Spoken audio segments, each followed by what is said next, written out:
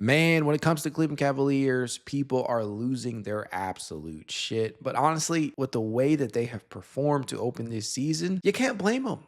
They have failed to meet the rather lofty expectations that everybody have for them. And it boils down to a couple of different things. We love to talk about the health. We love to talk about the injuries. We love to talk about the effort. We love to talk about the shot making. There's a bunch of different things that has resulted in Cleveland having this disappointing start. And at this point in time, it's led to many people believing that it's just time to move on. It is best to jump ship on this current core four and kind of initiate a rebuild or a soft reset around the likes of Evan Mobley and Donovan Mitchell. There's actually reporting right now, or rather speculation. I want to be very, very careful with my word placement. Speculation that the Cavaliers are fielding phone calls on a lot of different players right now, and that the only untouchables that they have are Evan Mobley and Donovan Mitchell. Now, to me, at this point in time, I'm willing to be patient, but I certainly understand why people feel the way they feel about the direction that this team is heading in, because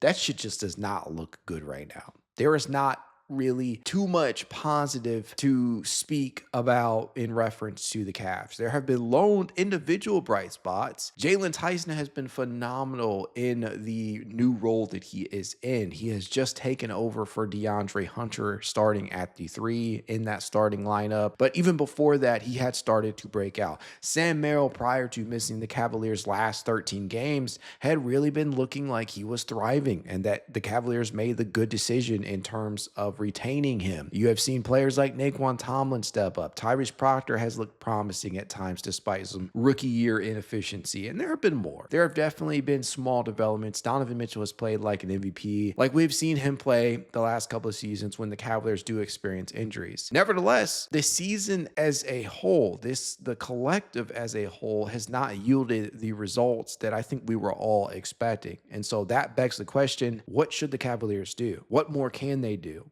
Is this a coaching issue? Is it more so on the players? I tend to lean that it is more so a player thing. Kenny is not blameless, but I still think that the players themselves have to take it upon themselves to actually want to get out of this current slump and slide that they're in. They're 28th in three-point percentage right now. That's not much Kenny can do to change that. The shooters are who they are. Sam Merrill and Max Strus are obviously missed in that category, but they're getting a lot of open looks. Now, some of that is because the defense is obviously giving it to him.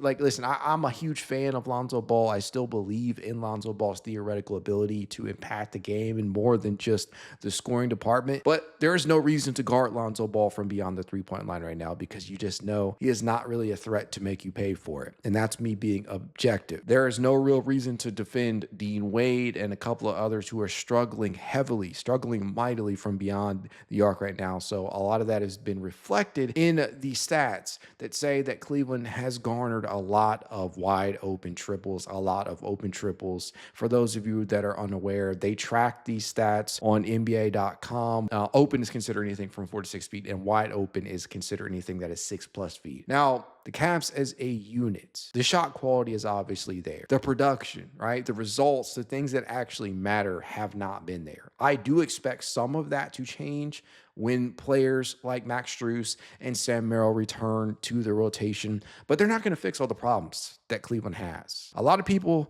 love to point out the fact that the Cavaliers have a small backcourt and that size has always been an issue. Honestly, when you watch the last couple of playoffs that the Cavaliers have faced off against numerous opponents, size in the backcourt hasn't necessarily been as big an issue as offense and health has. You can actually argue that size has been more impactful on the offensive side to the Cavaliers' detriment than the defense. People love to target Darius Garland in specific because they believe that Darius Garland is the weakest defender in the starting five. And while that may be true, there hasn't necessarily been a series yet that has come down to Darius's inability to hold up well against the switch or in isolation.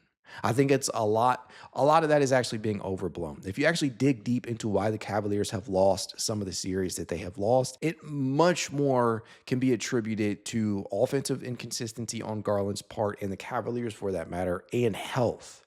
And that falls in line with players suffering injuries basically every single postseason. Darius Garland has actually been on the court for 22 of the Cavaliers' 26 playoff games since the Cavaliers formed this current core. So he's been relatively healthy, or at least on the court for the bulk of their playoff series. He hasn't always lived up to the all-star level expectations that we have placed upon him. That much is true. You can actually argue he has failed to live up to expectations on that end more so than the defensive end. He's been less of a threat offensively than he has been a liability defensively. I think that is actually something that is either lost upon a lot of fans, or just people just throw that context out the window.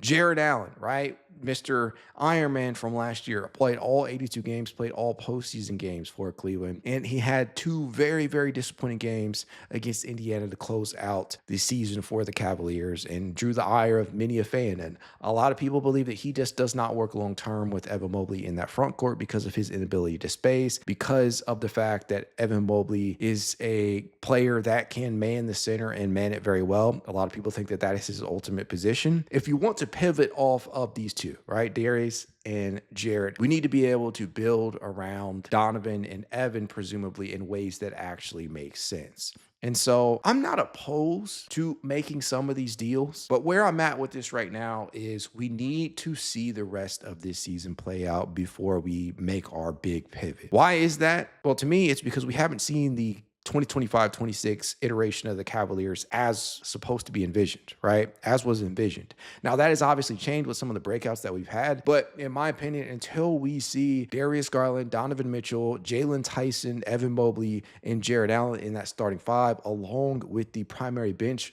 unit of Max Strus, DeAndre Hunter, Sam Merrill, some combination of Lonzo Ball and Craig Porter Jr., and then in some combination of Dean Wade, Naquan Tomlin, and Thomas Bryant, all of which should play a role come the playoffs, assuming that Naquan Tomlin is eventually converted from two-way to standard contract. All of that being said, if that still does not intrigue you, I completely understand. If you're out on the core four, that is completely up to you. For me, I'm willing to at least give them to the end of the regular season, but I know that patience is not a virtue among Cleveland's fan base. And to be honest with you, I get it with how many failures they've had year in and year out in the playoffs for varying reasons. My question then would be, okay, who do you pivot to? If you're going to try and make a deal in season, I'd love to hear some of the moves that you have concocted, right? What are some of the moves that you'd like to see them make with Darius Garland's contract, who's making about $40 million this season?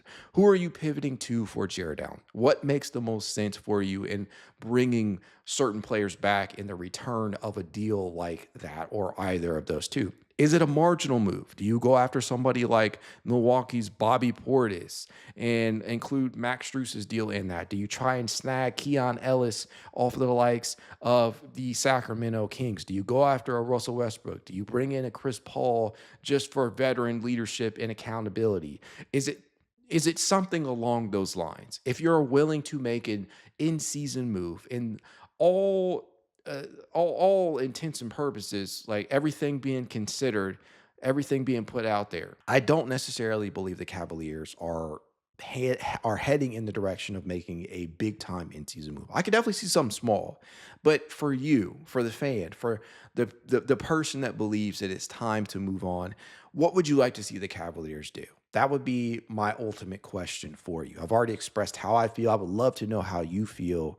And I think that's where the dialogue starts. Now, obviously, it doesn't really matter. It doesn't really fucking matter what we believe. It's ultimately going to believe. It's only going to ultimately going to matter what Kobe Altman, Mike Gansey, and the rest of that front office, and Kenny Atkinson as well.